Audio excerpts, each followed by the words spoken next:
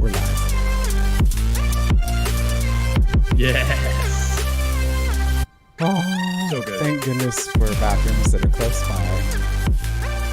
And freezing at So 2 good. seconds. Sorry, folks. Once it hits your lips, it's so good. It's so good. So good once it hits your lips. So good. Yes. Guys, welcome back. Testing Normal, episode 128. Oh, I thought we were gonna. Fantastic. I thought we were gonna call out Fantastic to be here with y'all. single numbers. 1, 2, 8. I know, dude. So I was kind of bummed out that I'm not working tomorrow. Why? Because it's 2-2-2-2-2-2-2-2 On a Tuesday. Right? On a Tuesday. I know. Just the level of twos on that would have been kind of fun because all the time I have to if I have to write somebody a note or if I have to Paperwork would be easy, wouldn't it? Like paperwork would be the first time ever. It'd be like you'd still get it wrong. Just all twos. You'd write 2-2-2-21. Great. I know. Yeah. Yeah. It's a one time though that you just have to write 2. That's it. It's fantastic. True. You just twos until you're done. Like I get now, perhaps in 200 years it would be even better, but as long as you're using the short term, the short acronym for 22, then it works. Yeah. Then it works.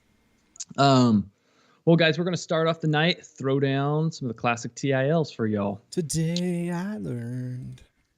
All That's right, our intro music, folks. I know. Anybody out there that wants to give us an intro song for TIL, let us know. Today I learned Adam Rayner, the only man in recorded history to have been both a dwarf and a giant. What? Whoa. This guy, you should look up his pictures. It's fascinating. I wish I had a link for it. What? So at 19, at the age of 19, he was only approximately 4.5 feet, just over 4.5 feet. But because of pituitary tumor, by the age of 33, the tumor started pumping out hormones, and then he reached the height of 7'2". By his death, he reached the height of 7'8". So it was fascinating. He was actually a dwarf and a giant in his lifetime. Well, okay, so as an adult. folks, I found some pictures of this, Yes. and here we are. Here's him as a giant. Yeah. Okay. Yeah. Yeah, he doesn't look. Yeah, I mean he looks small on that left side. I think it would be more shocking if you saw him in real life. I mean, that's a big guy. Let's be real. That's a big dude. Let's be real. Dude. Look at that coat. I mean, he would have to get it at like It's like a tinted awning shop or something. Probably had a Kohl's. He probably had to go to like a Kohl's or like a something fancy like that. You know? Probably Kohl's. Yeah. Probably Kohl's. All right, hit me. Okay. I gotta get to mine because I had to pull that up. Today I learned in 1996, the action movie The Rock, right? Great movie, right? A Volvo, a beige one. Starring Nicolas Cage, who has been in a lot of different movies, some of them really bad.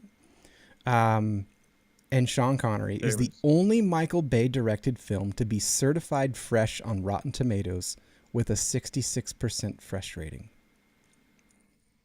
Wait, all of Michael Bay's movies otherwise had lower than that rating? According to this. Really? Okay. So here's the thing about Rotten Tomatoes. When you go there, do you pay attention to like their rating? Because I don't. No, man. I go the audience. The audience is like, because you'll see like a movie that was like controversial and politically they hate it, and so they're like, it's a 1%, and then the audience rating is 99%. It's like, interesting that most people fall on that side. Yeah, because Michael Bay. Okay, I'm just looking this up here. He had some pretty big movies. Armageddon, right? Huge. Armageddon, huge. Bad Boys. That was a big movie. Right, but I bet they didn't get rated that high. Like, wait a second. Let's be real. No, he didn't direct The Quiet Place 2. That was John Krasinski. Yeah, that's his movie, I believe. Maybe he was on the team. He was like, well, we got to get a lower rating. Yeah, he might have like we got to get a lower rating so that people like us more. That's what they were thinking. Oh, he was a producer. Okay. All right, hit me up. Second one. All right. Today I learned David Holmes, Daniel Radcliffe's stunt double for the Harry Potter films, was injured in a stunt for the last film and is now paralyzed from the chest down. Abracafreaking-dabra. Yeah, don't they have Isn't that wild? They should have healed him. Like Harry Potter's wand or something. How horrible is that? That's so it's sad. It's terrible. I mean, that joke is terrible too. But I mean, I would have asked for it. But win in Hogwarts. Yeah, win in Hogwarts. Yeah. Do as Hogwarts do. Yes.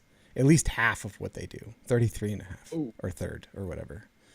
Today I learned that much of our understanding of early language, and this is also dark but interesting, early language development is derived from the case of an American girl, pseudonym Jeannie, a so-called feral child who was kept in nearly complete silence by her abusive father, developing no language before her release at the age of 13. Whoa. Which is also interesting. Like, you know how you get stuck in a YouTube hole? Right. Last night I got stuck in a YouTube hole and I watched a 52-minute MIT lecture on how Chernobyl happened. Ooh, and much of what we know about how biology reacts to like radioactive radiation like elements, like depending on how they emit, their half-life, all that kind of stuff comes from that. But even then, the professor said it's so little, like it's only like 1,300 cases. It's such a small sample size that we still don't know enough to really know how it affects cancer and all that kind of stuff. Like very little. So like if most of what we know about language development is from one, I got to imagine we don't know a lot. Like, right. How much more there is to learn. And also, yeah. And the thing with a lot of those cases, it's like to study and research a lot of those situations, you have to put people in really compromised and horrible situations. Right. Yeah. And so that's why it's really difficult to have some of those good case studies. Yeah. I wonder how many case studies we know about people from horrible things like Germany and stuff. Exactly. Yep. Exactly. And how much we've lost because a lot of those records weren't kept. Yeah. Okay, so my last TIL. Yep. Instead of calling overprotective parents helicopter parents, people in Sweden call them curling parents. And that's a little shout out to the Olympics, like curling, Oh, like yeah, because they're like they keep over the rock, they like are constantly looking out for it. So and that's a sport. Like this year, I'll be honest, I have seen from the corner of my eye someone playing the Olympics. I don't want to watch it. And so someone told me, like, well, you've never really been into it. Like, I beg your pardon. We watched it a ton when I was a kid. I thought it was great. Curling or the Olympics? No, just the Olympics in general. But I would say of all the sports that I wish they played, because one reason why watching Olympics is annoying is they don't play the stuff you want to see. Right. On TV. On TV. Yeah. Yeah. Yeah. Very little of it. And it's hard to watch. It's never convenient to watch. No, it's like, yeah, we'll air snowboarding at 2 a.m. or. Right. Yeah. Right. Exactly. Yeah. It's kind of, well, and on that note, actually, speaking of kind of the silliness of the Olympics, this is kind of brings us really well into the first topic that I wanted to throw out there. An interesting topic. So with the Olympics, the drama of this past week was one of the Russian skaters. She was 15 and came back positive for a performance enhancing drug in her system. Right. This one, right? Yes, exactly. And there was talk, should she not be allowed to compete anymore? Should she be banned? What should we do with her performances thus far? And the Olympic Committee had decided basically that they were going to allow her to still compete. They would allow her scores to be kept as, valid, even though she actually tested positive for a performance enhancing drug. But then someone brought up a really good point, and this previous Olympic athlete, a U.S. sprinter from this past Summer Olympics, she brought up a point because she had an outstanding time. She was going to be one of the top U.S. sprinters, but she had tested positive for cannabis in her system. Right. And so because she had tested positive for cannabis, they said, no, you're not even allowed to compete in the Olympics. Whereas this 15-year-old Olympic Russian individual, they said you can compete, but if you win, you just can't go on the podium. No, it wasn't that. No, they told her that, though. No, I know, but it not only punished her, they said they wouldn't have a medal ceremony. Right. So other people that got it, if she was on the podium, they wouldn't have one. Well, they wouldn't have the Russian ceremony. So if she got... So usually your flag only goes, or your song only goes for the person that's in first place, right? Right. So in this situation, if she had won, then that song wouldn't have played. Here's the thing. And she wouldn't go on the podium. Why do they let Russians in there? Aren't they barred from it? Well, that's a whole ordeal. That's a whole ordeal in and of itself. Totally agree. But the hypocrisy of the fact that they wouldn't allow this sprinter to compete because she had cannabis in her system, which is not actually shown to be a performance-enhancing substance when it comes to exertion activities like this. If anything, it probably would have some negative she's effect. Slower. She stopped for Doritos.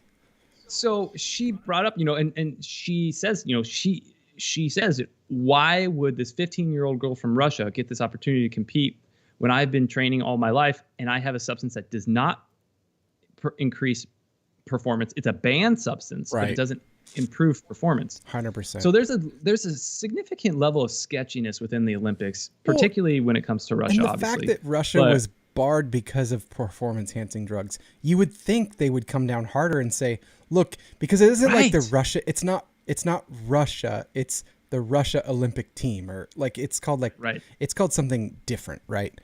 And like, why are they even in there at all? Like, well, we don't want to punish those people. It's like, it's the entire country. We're sorry. Like, right.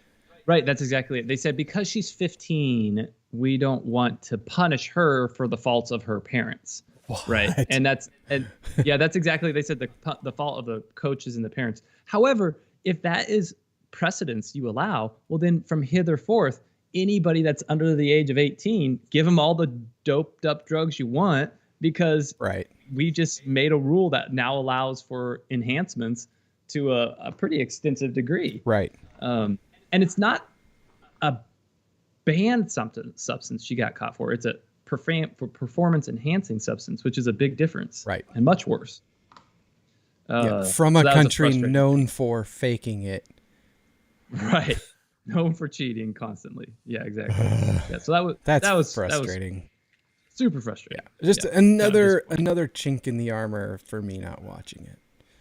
Kind of a bummer. Like, whatever. Like, it's probably because China's like, well, I mean, it's Russia, and they kind of believe the same things that we do. And yeah, well, Russia is an interesting topic that's been pretty hot lately in the news, right? Mm-hmm. There was actually a tweet that got made and sent out by one candidate that I do actually think has the potential to cross both sides of the political spectrum. And she was a Democrat from Hawaii, and then she decided not to rerun again. She tried to run for president, and she actually knocked Kamala Harris off of the kind of top runner for a little while. Everyone did. Let's be real. Right. True. But Tulsi Gabbard made a lot of interesting comments lately about this Russia situation, and I wanted to play a quick video here. It's like 2 minutes. So just kind of bear with us here. I want you guys to hear it and tell us what you think, and we'll have some comments about this. Play it right here. President Biden could end this crisis and prevent a war with Russia by doing something very simple, guaranteeing that Ukraine will not become a member of NATO. Because if Ukraine became a member of NATO, that would put U.S. and NATO troops directly on the doorstep of Russia, which, as Putin has laid out, would undermine their national security interests. The reality is that it is highly, highly unlikely that Ukraine will ever become a member of NATO anyway. So the question is, why doesn't President Biden and NATO leaders actually just say that and guarantee it? Which begs the question of why are we in this position then? If the answer to this and preventing this war from happening is very clear as day, and really it just points to one conclusion that I can see, which is they actually want Russia to invade Ukraine. Why would they? Because number one, it gives the Biden administration a clear excuse to go and levy draconian sanctions, which are a modern day siege against Russia and the Russian people. And number two, it cements this Cold War in place. The military-industrial complex is the one that benefits from this. They clearly control the Biden administration. Warmongers on both sides in Washington have been drumming up these tensions. If they get Russia to invade Ukraine, then again, it locks in this new Cold War. The military-industrial complex starts to make a ton of more money than they have been in fighting Al-Qaeda or making weapons for Al-Qaeda. And who pays the price? The American people pay the price. The Ukrainian people pay the price. The Russian people pay the price. It undermines our own national security, but the military-industrial complex that controls so many of our politicians wins, and they run to the bank. You've seen this from both sides as a lawmaker and a member of our armed forces, so I think you've got a credible view on this.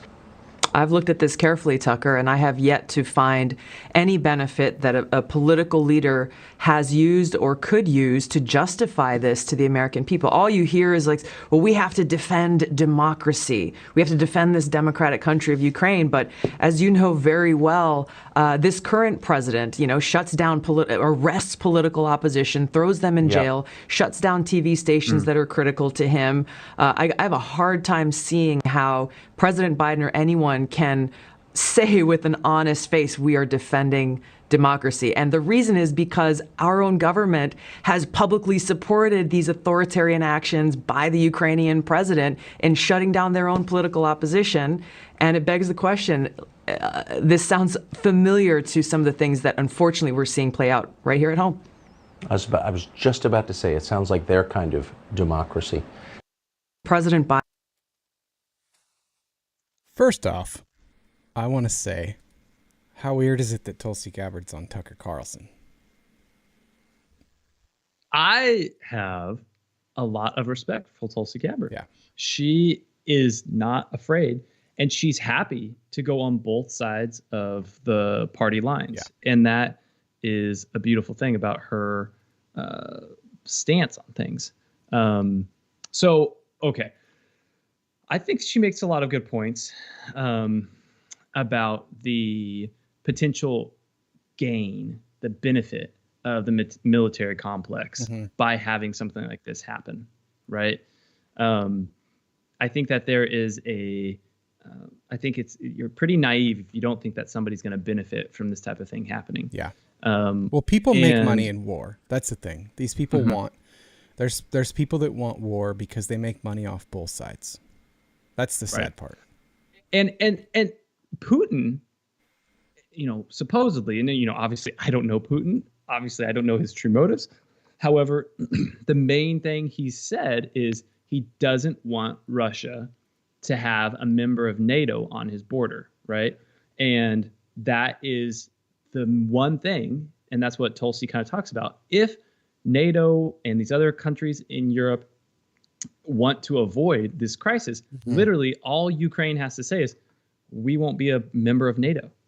That's all they want. Because NATO in that situation potentially puts missiles on the border of Russia, or allows for ballistic missiles on the border of Russia, right? You have to remember too, though, and I mean, a lot of people won't touch this with a 10-foot pole, but I have no problem saying it because I've listened to the calls that he made where he was trying to undermine the Trump presidency as they came in. And it was also found that his son was running stuff through them, like embezzling money and taking chunks. Are you talking about with Ukraine or Russia? Yeah. So okay, I have to wonder, what friends does he still have within that country, that either friends or enemies? Like, he doesn't want to defend them because because I mean, they had like warrants out for the dude's arrest for a long time. And I think those since have been dropped. But in the calls that I listened to, I can't understand why that country would ever want to look favorably upon someone that is such a horrible, horrible human being as our current president. Well, especially to their country, like with the experience they've had with him, why would they want to work with him? Well, I think that there is, especially in Ukraine's situation, right? I think there's incentive for them to not be controlled by any major state, right? And so I think Ukraine is really trying to have a delicate balancing act here. They don't want Russia to tell them what they can and can't do, even with cryptocurrency, right? Right. Like that's a big thing, that Ukraine for a while was actually kind of one of the larger players in cryptocurrency, and even with like certain types of mining operations they had there. So is Russia now, which is weird. That's something that plays both sides. Like Putin just this week was saying, like, we need this. We need to bring Bitcoin in. It should be a currency. It should be treated as a currency and not an asset. Like what in the world? Like I didn't think there was many doing regulations against it like a couple weeks ago is what they were talking and about I think I don't know, like I think a lot of those leaders kind of play with it because their countries actually like they're accumulating it. Like our country just accumulated billions of it just through that lawsuit that we talked about a couple weeks ago. And now we have people to the north that, our neighbors to the north, which is something I want to talk about here in a second, but there's all these different issues I see as very, very interconnected. It is interesting. The reason why I think that Tucker would want to talk to Tulsi, and why Tulsi is someone that could be at least respected in this opinion, is that she was in that. Like she has that military background. She understands some of the politics that go along with that, and some of the strategy that goes along with that. And I think that's what like she's not a warmonger. And I would say that I wouldn't say that the conservative side, I don't want to say Republican because it's like whatever, but the conservative side, there's a ton of warmongers, but they're not all warmongers. And I would say I can't think of like Democrat that wasn't like, I mean, let's be real. The first president that we were told, I don't think Bernie would be. I don't think Bernie is. I don't know, but he wasn't president. I'm saying like, if of the presidents that were around, like the one that they told us would start World War III was Trump, and he had no wars during his time. Yeah, Bill Clinton wasn't a warmonger, but he didn't have. But he had conflicts that were during that time. Like you can go back and look at the charts. Like most presidents, Bush had more than anyone. So that's why I say not Republican. I say that there is a group of people, when she says like this military industrial complex, there's a ton of Republicans that fall into that category too, and I hate that side of them just as much as any other side. And I have no problem saying that. Well, one thing that's also interesting about, I feel like with Putin, he's kind of playing both sides of the aisle here when he's saying another, yeah, he has to, but another threat that he's saying as justification for potential invasion within Ukraine is he's saying that there's a genocide that's taking place for the Russian supporters and the Russian individuals that remained after USSR in the Ukrainian territories. So he's saying that the people, and that was actually one of his main reasons for why he invaded Crimea, supposedly as well. He was saying that there's Russian individuals that are being threatened by Ukrainian natives, and I'm coming in there to save them. That's bizarre to hear from that dude, you know? Right. And also, couldn't he say, hey, we offer you safety in our territory, come to us, right? Like that could be another option. But maybe most people are just terrified that he's going to inject them with performance enhancing drugs and tell the world that it didn't really happen. Yeah. Well, you know, that would be great. They'd be like, great, soup us up, man. Get us like all. Can you make me a super soldier? Up, as long as I'm not in the Olympics, it's cool, right? Like, hey, yeah, man, Putin, superhuman. If people want to, if people are curious about that, I think a movie. I don't know if we've mentioned it on here. Honestly, you and I have talked about it before, but a movie that people, and I was reminded of this last week, a movie that people really need to go watch because it's fascinating. It starts out as a documentary where a guy decides he's going to get performance enhancing drugs and see how much he can push himself in cycling. And it turns into a documentary because he meets the guy who basically like formulated the whole plan to fake and make it look like Russia was not using them during that time. And this guy's like running for his life still to this day. And that documentary is called Icarus, and it is, it's on Netflix. It's really good. It's also like super freaky. Like, and that will give you an eye into like what some of these countries, and I believe China does this too. I mean, they do this with like, we don't know like the ages of people, and we know that their documents get faked all the time and everything. That's why I don't think that these communist type countries should be allowed to compete in them. It should just be free countries that do. And they can all use cannabis. Yeah, I think that there is a need. I actually like the concept of nations competing with each other. I think it actually brings a solidarity to the world. I do. However, I think there needs to be a complete remodel and revamping of the corrupt IOC. Well, so here's what's I couldn't figure out like the clashing. Like why don't I like it? It's because the Olympics are supposed to be patriotic, right? They're supposed to be your country, your love of country, competing with other countries in these different types of games and competition, right? But if the entire world basically is in tension between their people and the countries, it's really hard to be excited to be like patriotically enthusiastic about rooting for your country to compete in this dumb game when the world is doing these crazy things. Right. You know what I mean? And that, yeah, yes and no, because it was also kind of inspiring. Like when you think about World War II and when there was like, I don't remember his name, Jackson, something, but that African-American athlete that beat the Nazi, elite individuals and kind of showed like the world is not this perfect, or not this perfect, but the world is not just this one race that's perfect. Well, except and there's idealism that is promoted. by that. I get that, but but the difference between that conflict and now is that people then were like faking their age to fight for their country. So they were proud of their country.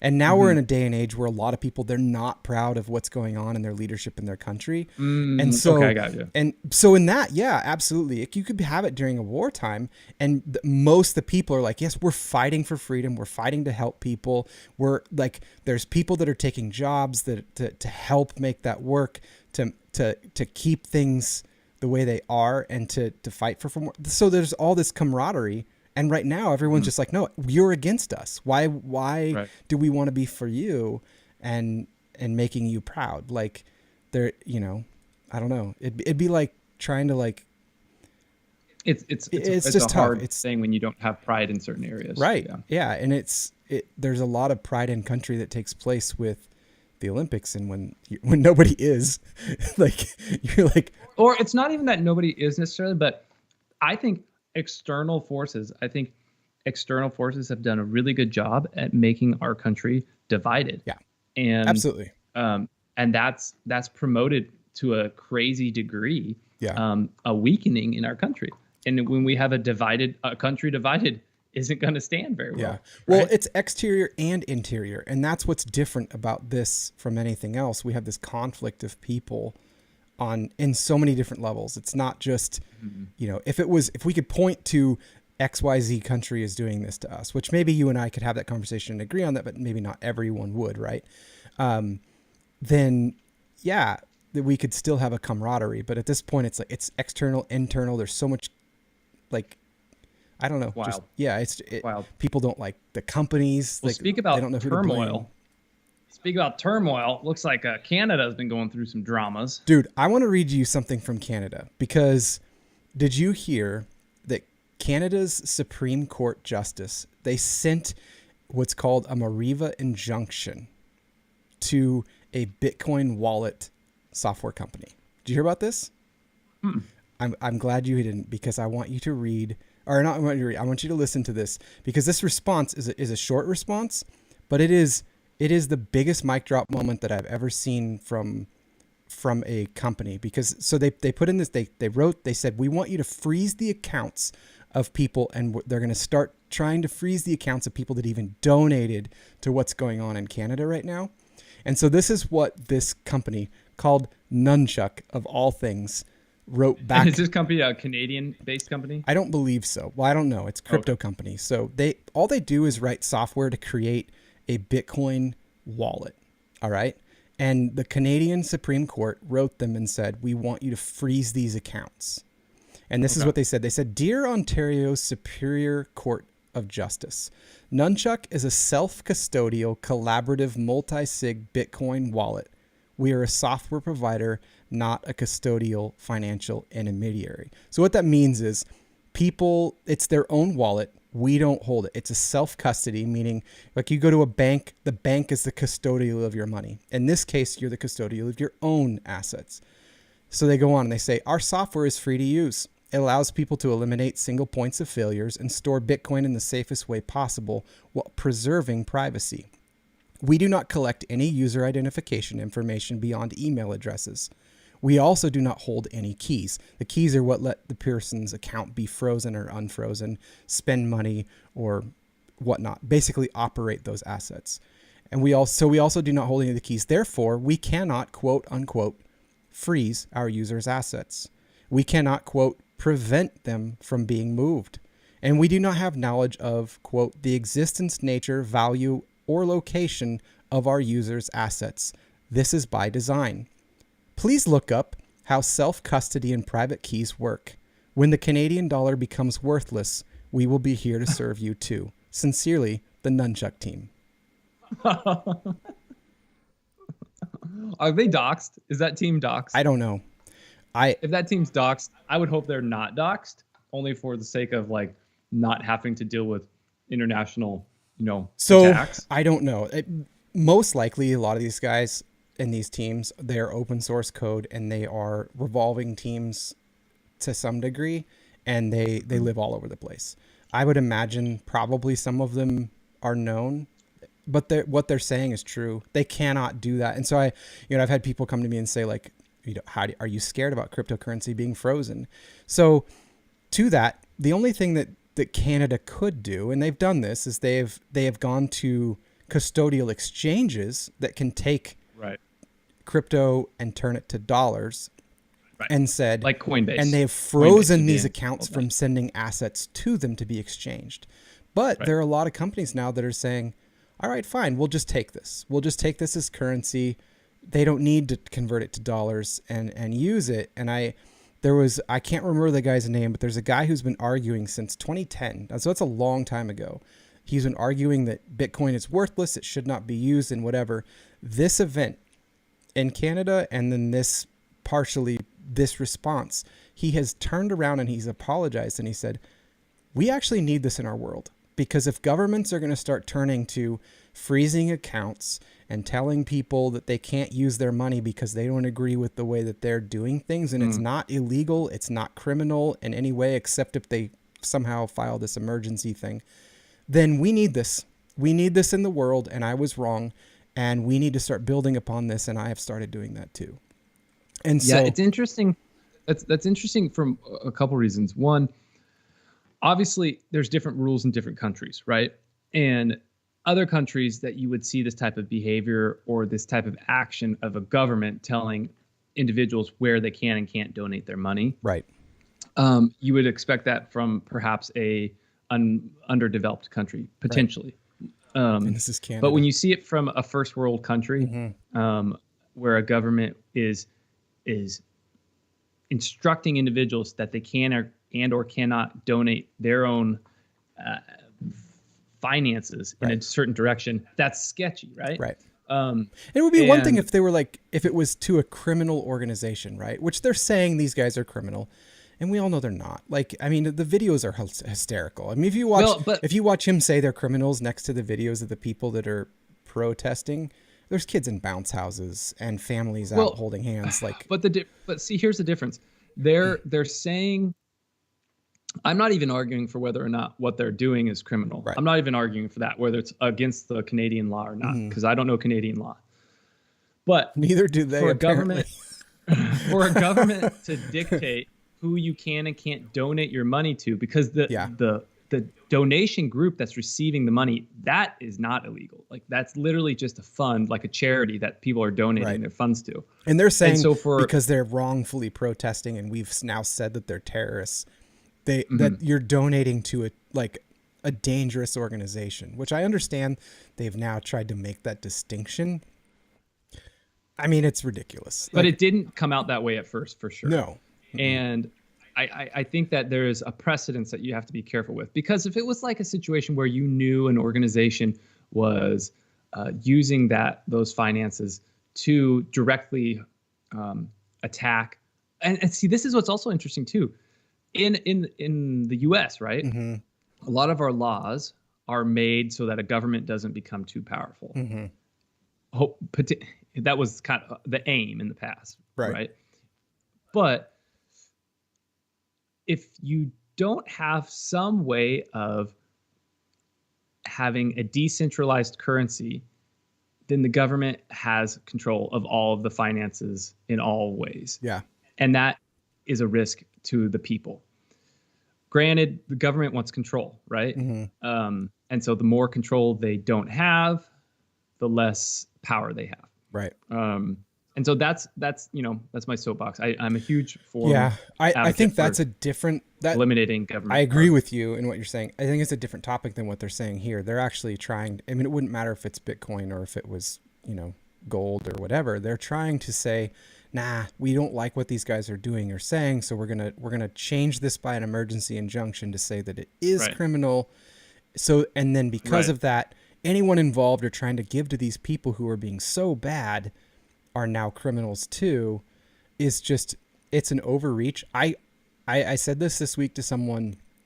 I think the most amicable thing that's going to happen here, because this is truly what causes revolutions. If you look through history, these types of things are what cause revolutions. And I don't like the idea of that for any country or anyone, because that usually means that there's harm that comes to people. And if it can be handled in any other way, go for that, right? I think that the way, at least the very little understanding that I understand of how their government is set up, I think what we could see happen is that the other side of the government will end up removing Trudeau and his side to replace him. Yeah, I think that's a potential. But I think that's the least harm that will come to innocent people. I mean, I support them in what they're doing, and I think that they're peacefully showing their numbers that this is harmful and we want this changed. We can't go on like this anymore. It's hurting us financially and our health and our families and our futures, and we're done. I think that was funny is what he said was, you're going to become criminal. You're not going to be able to get jobs. You're not going to have any money, and you can't get to the U.S. We're like, why did he throw that in there? Why did he throw in there, you can't get to the United States? I didn't hear that. That's interesting. That was one of the things he said. You're not going to be able to cross the border. Well, there was legislation that they had passed, right, as far as vaccination status requirements to get across the border. And that's, to them. Was that what? To them, yeah. Right? But was he saying you're not going to be able to get back into the U.S.? No. He was saying you won't be able to leave. If what? If they're found to be criminal like this. Like, basically, they'll revoke their ability to cross and leave. But wouldn't that be the country? That's a U.S. requirement? Like, the U.S. is the one that makes. I don't know. It's just what he said. Like, he said, you won't have your jobs, you won't have your money, you're going to be criminals, and you will not be able to flee to the United States. Yeah, government control is getting scary. It's getting a little bit little dictatorish. Yeah. So along the lines of this, I want to talk about like this crud load of money that was lost. We've talked about NFTs. We've talked about crypto. The first lawsuit involving NFTs was filed this week. Tell me. It was filed from a Bored Ape Yacht Club owner. Now, people that don't know, that sounds really crazy and weird. It's their monkey pictures. If you know a little bit about them, absolutely. It's super silly, even if you understand them. But they're worth a lot of money. And a lot of them are worth, like more than you would imagine. Like, people buy these things for $300,000-$400,000 in US dollars, if that matters to them at all. Most of them, it doesn't matter. But there was a supposed hack that happened on one of the major exchanges for NFTs, and there was a lot of things lost. And one of them was someone's Bored Ape Yacht Club got lost, and someone swiped it. What do you mean got lost? Like, it got swiped. It got swiped out of their account in this. Someone got their password or got access to their wallet. That's not known yet. So when you sell something on there or set up to sell something and list something there, you are actually granting the exchange the ability to share that, to send that asset should that contract be filled, right? Well, exactly. We were talking about this before we went live. They just did this whole migration to a new contract that they have, and they've revamped the code. I think for all intents and purposes, besides all of this, it actually is better than what they had. But it's still unknown as to if there were some holes that were in that contract that allowed someone to exploit that and get it, because there was a lot of assets that were stolen, and it's still not super clear how it was done. But it's resulted in the very first lawsuit against this exchange over an NFT. That's fascinating. That'll be really fascinating to follow. Yeah. And yeah, because it's going to be hard to prove OpenSea is guilty versus. Well, not really, because everything's on chain, right? So it's just going to take people digging into the code to figure out if there really was an exploit, and if OpenSea didn't do their due diligence in doing that, and the assets were lost. And if that's the case, I mean, that other exchanges have had that happen before, and they have had to pay. So it's just never been done over an NFT before. It's just interesting that we're kind of at that place where there's a lot of people who are like, well, NFTs are weird. And I would completely 100% agree with you. They're also very valuable if you play your cards right. I mean, right now, the floor price, so that'd be the lowest you could buy a Bored Ape Yacht Club for, is 91 Ethereum. That's incredible. And that in dollars, for those of you that don't know, is $231,000. So that's the cheapest. That's the cheapest one you could go buy right now. I remember when what's his name? Ben. What's his last name? Strong. Crypto dude. No. What's his last name? Crypto guy. Armstrong. Ben what? Ben Armstrong. His last name's Armstrong. Yeah. I never knew that. Anyhow, I remember when they were talking. I think it was last summer about him buying a Bored Ape. And how they were like, oh, it's crazy. And I think he spent like $53,000 or something like that on it. Right. And they're like, oh my God, man, it's going to be tough to get your money back on this. And now, to see a floor price of 91 ETH on that. Now, mind you, ETH is way down right now. So it's 91 ETH no matter what the US dollar price is. And that can fluctuate as well. But ETH is down today. I mean, the markets are red. People, here's the deal. tomorrow could be an interesting day because everything we've just talked about gets people nervous about money. And the market, it's been a holiday today. Markets ended decent on Friday, but still like kind of like pretty crappy on Friday. I mean, it wasn't terrible. It wasn't as bad as it could be, right? Yeah. And we haven't come to the end of the month where futures expire and all that kind of stuff. And for those of you that don't know what that means, it just means a lot of money's on the line and things can change real fast. Well, we just saw Bitcoin and Ethereum drop a lot today. The amounts that they dropped today are like, it's like an afternoon in crypto, but it's like jump off a building in stocks. So it's going to be interesting because if they drop that much and that's where sentiment's at and this whole Russia thing with Ukraine and everything goes through and it continues to, the dollar continues to do is obviously that. I mean, honestly, right now, the dollar is doing really, really well, which is interesting. I wonder how much of that is faked, but on a little bunny trail real quick, if the dollar does really good, does that make the value somehow of stable coins even more valuable? I don't know. If the US dollar is really valuable, does that affect any way like Tether or USDC? No, those are all those are all pegged to the dollar amount. So one USDC is $1 US, one USDT is $1. Like unless you have like a, this gets way into the weeds, but unless you have like an algorithmic stable coin or something, but no, it doesn't affect those. It just affects their buying power as far as like, if you were to take them out to dollars, like, we see the grocery store 15, 25% up. It's affected there. We don't ever think about that except we think, man, stuff got expensive. That's your dollar getting less valuable. So if you don't think what?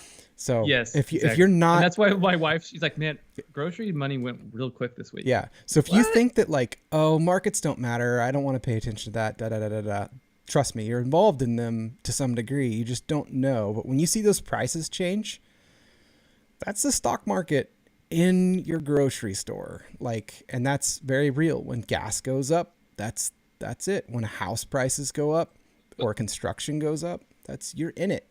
We're all in it. We're all affected by it. And I think that's why, not with the Canada thing, but I think with a lot of countries struggle with currencies that they don't control how much of it is. They don't like that because they can't control their debt. They can't control the return on that money. I mean, if you've noticed, I'm old enough to remember when you could get a lot more percentage for your savings account. And, and now it's like, it's just laughable, right? But interest rates for your homes were a lot higher too. They were. Yeah, that's true. But the bank makes a lot of money on your money if you keep it in there. And they're suing companies now that are paying out 8 to 12% because at least I think allegedly that they are terrified because their bonds are worth nothing compared to 8 to 12%. And bonds used to be a good way to have 6 to 10 money coming in. Yeah. All right, guys. So last thing I want to say before we get to our shower thoughts, there was a cool study. It's kind of something people already know a little bit about, but a nice study that came out of the a little bit, but a nice study that came out of the Hamilton Spectator, which is like a journal for certain types of, sometimes they have decent scientific studies that grace it. And a cool study that recently came out pertaining to coffee and how it actually is good for your heart, as long as you don't have the cream associated with it. So as long as you're not adding that Belgian coffee creamer, probably sugary creams more than anything, that it helps to inhibit, basically coffee shows that it has a direct connection to the specific type of protein that inhibits the liver's ability to process LDL. And so by drinking coffee, you can lower your LDL because it prevents this protein from stopping your liver to breaking down the LDL. Mine should be like nothing then. Which is great. Yeah, your LDL should be like nothing. Yeah, I should actually have negative. I think you add creamer to your coffee though. I thought I remember you adding. I would add butter to it if I add anything. Butter, yeah. Yeah, if you don't add anything. It's different than creamer, because the cream does actually have like sugar, like natural sugars and stuff in it. Right. So butter doesn't. So. All right. Shower Big thoughts. differences. First one. How many you got? I got Trace. What did you got? Someone says, about the crypto stuff. Trace. Good thing the U.S. is the Titanic of currencies. There you go. That's what Nunchuck was saying to Canada, and everyone is tied to the U.S. Good thing we can't see a giant iceberg coming up. That would be bad. That's a good analogy. The Titanic. Get it? Iceberg. Everyone crashes. Fake news. It's fake news. It didn't actually sink. Wasn't there like it was Rick and Morty. There was the episode where they didn't wreck the Titanic and everyone was upset because the cruise was not the same as what they had paid for. Oh, right. They did like reenactments. They're like, no, head for it. And they're like, no, don't do it. It's an iceberg. And they're like, right, they did reenactments. They failed by not hitting the iceberg, which is great. All right. Good times. I think we both have 3, so I'll go first. Go first. Shower thoughts. Shower thought time. Shower thought time. It's time. Yeah, see, guys, we need music for this too. All right. This is just a heads up. So the chess rules, such as castling and in passante, were probably made up by a king. Hang on. Castling, just so we know, so we understand what's going on here. Castling is if you haven't moved like the rook and the king, you can use a turn and swap them. Is that right? You can move a king all the way to the right and have the rook move all the way, not all the way to the right, but move 2 places to the right, and the rook move 2 places to the left. So it's a way of protecting your king. Okay. And what was the other move? In passant, which is like in passing. Okay. And it's a capture of a pawn as it makes a first move of 2 squares by an enemy pawn that threatens the first of these squares. Okay. Yeah. So it's kind of a confusing, and that's rarely ever used. Yeah. Either one of those are pretty rarely used. But castling's used quite a bit, but in passant not by normal people. Fair enough. Fair enough. But all that to be said, these extra surprising little rules, right, are probably used by a king at one point to get out of losing, and the other players just went along with it to avoid losing their heads. Those random that's very possible. rules. Yeah. Okay, yeah, we'll let it happen. It probably came from like actual battle plans. Maybe. I don't know. I have no idea. I don't know where chess came from. I think it was just people that like to stand in lines, and they're like, what if we made a game out of this? Or we're bored of standing in line. Yeah. Yeah. Bored of standing. Yeah. Yeah. Seeing someone consume multiple beers at a Chili's at 9 a.m. is suspect. We could probably all agree on that, right? Yes. Move that Chili's to inside an airport, and suddenly it's totally normal. Yes. Very true. That's funny. I like that. Let's see here.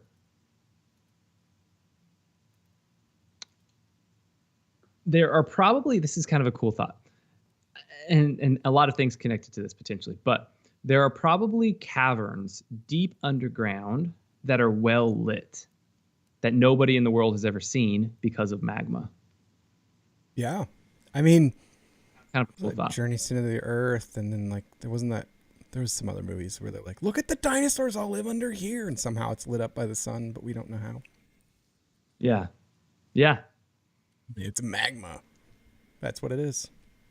Why didn't they just describe it like that?